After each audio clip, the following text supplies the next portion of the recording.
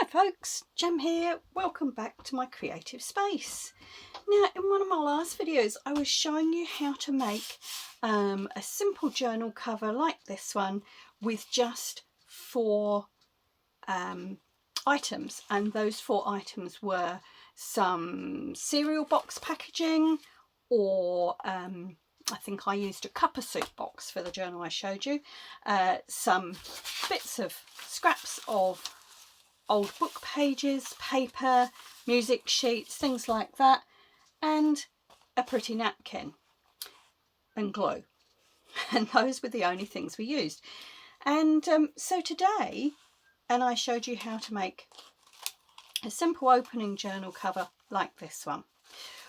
What I'm going to do today is just show you a slight variation. So same technique. As I was playing with the remains of the cereal box I had the other day, I was saying to you, oh yes, I'd cut this piece off and fold that over, and then you would just have a simple journal cover. And when I looked, I thought, well, why cut that piece off? Why not flip it over so that you have something slightly more interesting and a different way of making your journal? So I'm going to show you how to do that today. So basically, as you can see, this is a cereal box, and this is a piece left over I had from something else. I will give you some quick measurements, but this is the front of the cereal box, as you can see, and this is the side panel. So this crease is already here for you, and all I've done, so if this was a big cereal box, you would just cut across the top so that you've got the front of the cereal box and one side panel. I hope that makes sense because I haven't got the whole box to show you. And then what I've done is I've measured, so there's the side panel, I've measured across the front of the cereal box and marked halfway. And then what I've done is I've scored down there and folded it so that you've got a fold coming from right to left. And then the side panel flips over like that. So I'm going to use exactly the same method as I did in my last video. I'm basically going to collage this with these bits and pieces of paper, and then I'm going to cover them with a napkin, and then I will come back and show you how we can do the clasp and put some signatures into this one. So what I'll do is I will link the previous video in the top corner to show you how to collage all the pieces and put the napkin cover on, and I'll be back in a moment. Okay everyone, so what I've done, I've coated that cereal box. I've collaged onto it with all those scraps of old book page, music paper, bits and pieces like that. I've double checked it to make sure there's no offensive words or anything showing, and I've given it a good coat of PVA glue. So there, oh sorry, lost it. There you go, you will see that's that same piece of card, and I'm just going to stand that in the sunshine to dry. And we'll come back and pop the napkin on top. Hi folks, we're back, and this is nice and dry now, and you will see that I've just gone around the edges and trimmed off any bits that were hanging over. So there we go, excuse me, there's the journal cover. Now, I talked in my previous video about if you wanted to at this stage you could put a coat of gesso on, and that would just knock back the some of the darker pieces. Now I'm going to do that this time because I want to use this napkin, which as you will see is quite light. There's a lot of white on it, and I'd prefer not to have too much of this showing. So just ordinary gesso. I like the Reeves one. It's not too expensive. It's a good basic gesso. Ooh, yuck. It's got very sticky. That's bad housekeeping, Jem. Right, let's get rid of that. And this one I know is nearly empty. So I'm going to big dollop of that on there. in with my brush, and it might be a little bit too much, we'll see. I'm just going to give this a coat of gesso. Now what collaging does is it gives your journal cover not only some texture but some extra strength, because you've got a nice extra layer on there, and you get that lovely textural look.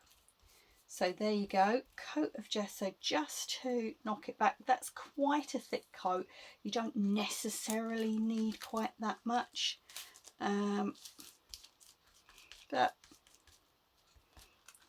that was on that. So there we go. All right, I'm actually going to dry that off, give it a quick dry with my hairdryer so that I can show you the next step. Okay folks, that gesso's nice and dry, and I've got my piece of napkin. Now as you can see, this is just a piece that's been left over from a previous project, and when I looked at it just now, it was really quite, it had been scrunched up in a corner somewhere. So I've actually just a little bit of an experiment. I've just turned my iron down really low and run the iron over it just to get some of the crinkles and the creases out. So if you want a smoother look for your journal covers, that's something you can do. Just be a bit careful, just make sure you turn your iron right down. Okay, so again, I'm having a quick look here. I can see my journal cover underneath this one, and I'm looking to see where I want things. Now, I'm going to remind myself, that's going to come in there, that's going to come over, and this is going to be the front. So it's going to be that way up, and this is going to be the front. So I think, now I have got the little selvage of the napkin there, but I don't mind that. And I think I want some of those bigger stars to be right on that front cover. So I'm going to place my napkin round about there. So just to guide me, I leave myself plenty of room, but I'm just going to snip that bit off. We don't throw that away, put it safely. Right.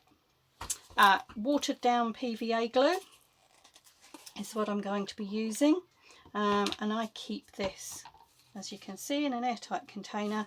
It's already got water added to it just to make it a little bit runnier. I find it easier for putting the napkins on. So we're going to have a good brush that all the way across the gessoed surface.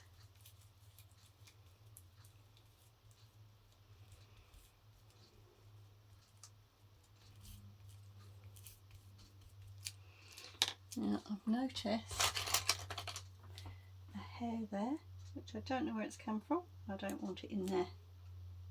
There we go, get rid of that. Okay, so make sure your surface is well covered with your PVA, which is sometimes quite difficult to see. And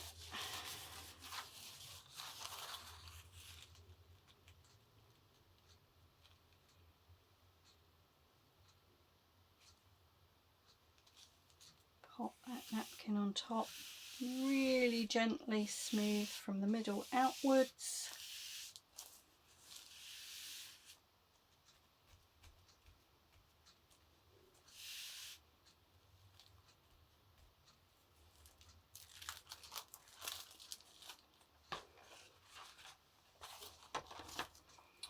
Turn it over and trim round.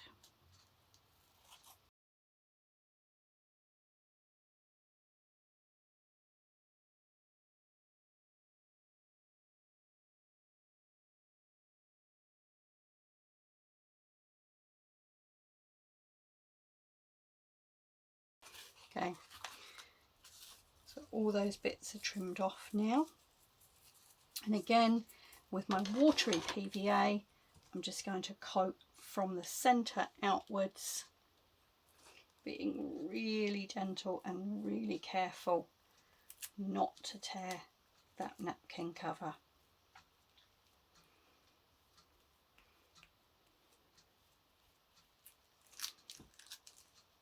And I don't know whether you can see on the camera here, even with the application of, and it was quite a thick application of gesso, you're still getting just a little hint of the collage papers underneath, which I really like. But for this one I felt that there was a happy medium to be had. I didn't want them to be too obvious. I just wanted there to be a little hint of something interesting underneath.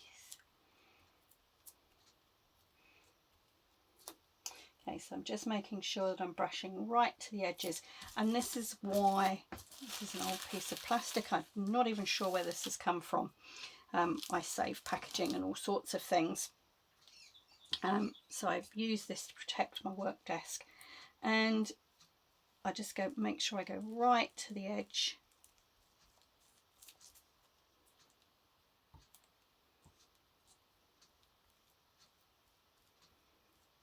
Make sure all those edges are stuck down.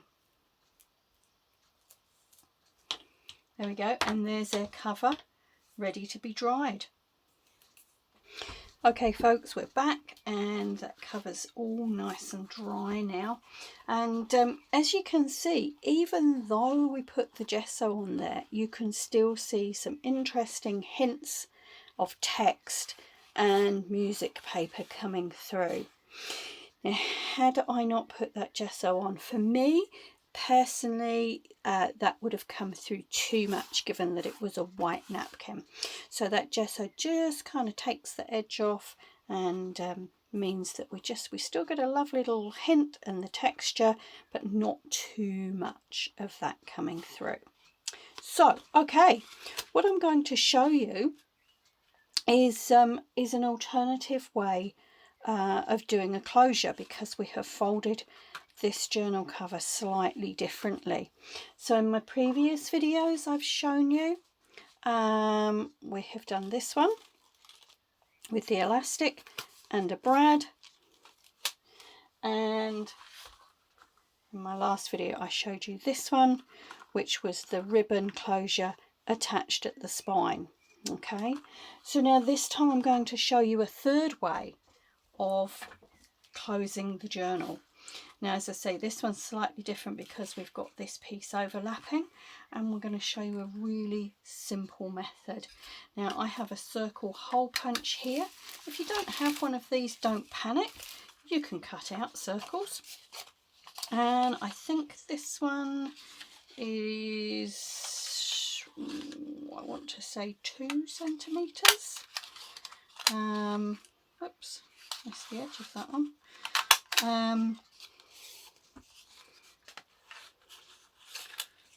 Pretty sure it's 2 centimetres. Again, it's a personal preference thing. You can choose whatever you like. Now I'm cutting out, just using scraps. This is a gold card. It's not very thick. I don't know what the weight of it is, but it's not terribly thick. So I'm also cutting out from a scrap of scrapbook card, and there we go. Let's get those out, and I'm going to glue these together. So I'm just going to have a brown on the back and gold on the front. Trusty old PVA glue. That's a spare one. I'll keep that.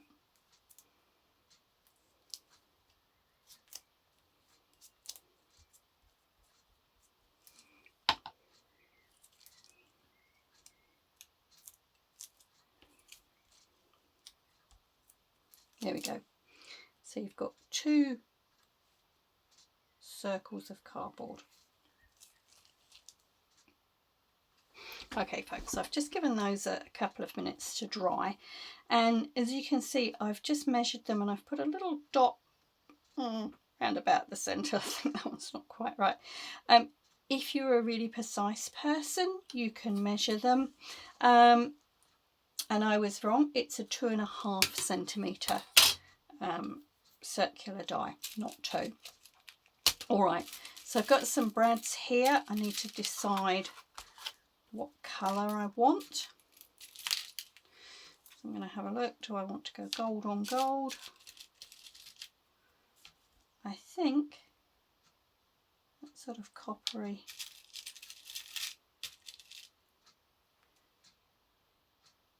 colour might, I don't know, we'll go gold on gold.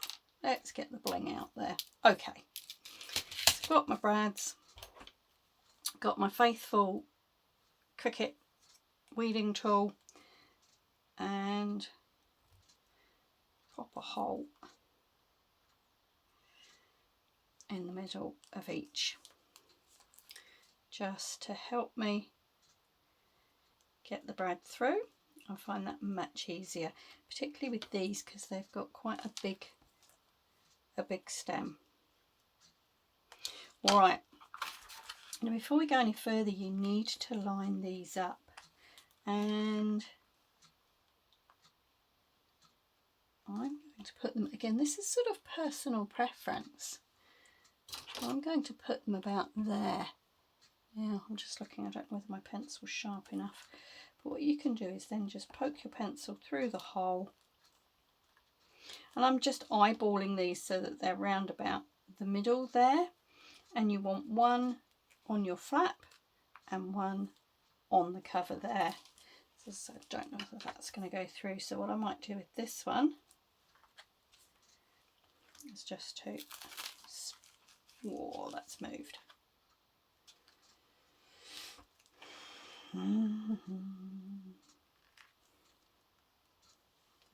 Right, you want them the same place. I'm just going to poke that through and get a hole.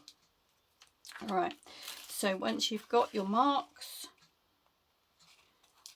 you can make your holes in there. We're all adults, but please do mind your fingers if you're using something like that. And then you're going to put the brad through. Now, if you watched the previous video, you'll know that I like to remember to do this before I put the lining in. And I have some tape here, and I just put a tape over there.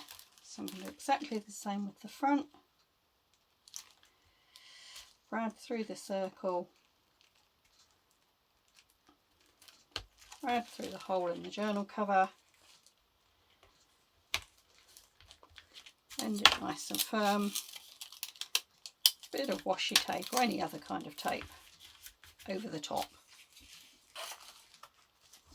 Okay, so you're going, well, that's all very well, Jane, but that doesn't close it.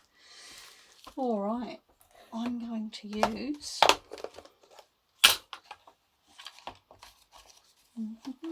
this one, and this is just a strong thread. It's in my box with the threads I use for putting, oh, my words have gone. Do you know what, folks, it's about 5 o'clock in the afternoon and my brain's switching off. This is a strong thread. It's in my box of the threads I use to put signatures in, but it's actually a little bit thick for signatures, but it's great for something like this. So cut yourself a reasonable length, and then you have to go in between the circle and your journal cover on the front of the journal cover. Now this can be a little bit fiddly, but you want to tie what we used to call a reef knot. So right over left and under left. I've done it the other way around, left over right and under. And you're pulling that nice and tight around the shank of your brad, between your journal cover and the cardboard circle you made. Now, if you're a bit worried, you can always just do an extra knot.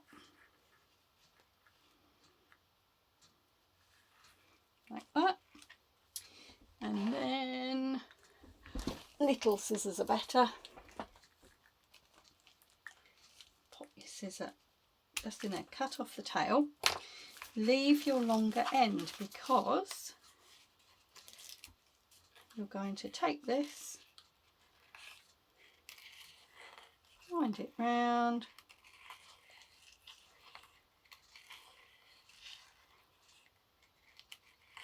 and hey presto, there is your journal cover closure. Simple as that. So there we go, folks. That's another really simple way of making a closure for your journal. So let's have a look at this. There we go, folks. So you've got the twist. We did the elastic with the brad. And we've done the brad holding the ribbon. You could also use lace, or you could use a leather thong, anything you like really. But so there you go, folks. You have got 3 fairly simple ways, good ways to start you off of actually making a journal cover with very simple ingredients. It's like baking a cake. So I hope you found this useful. Please give me a thumbs up if you have. Any comments and questions below, and keep watching for the next stage on our junk journal journey. For now, folks, ka kite anō.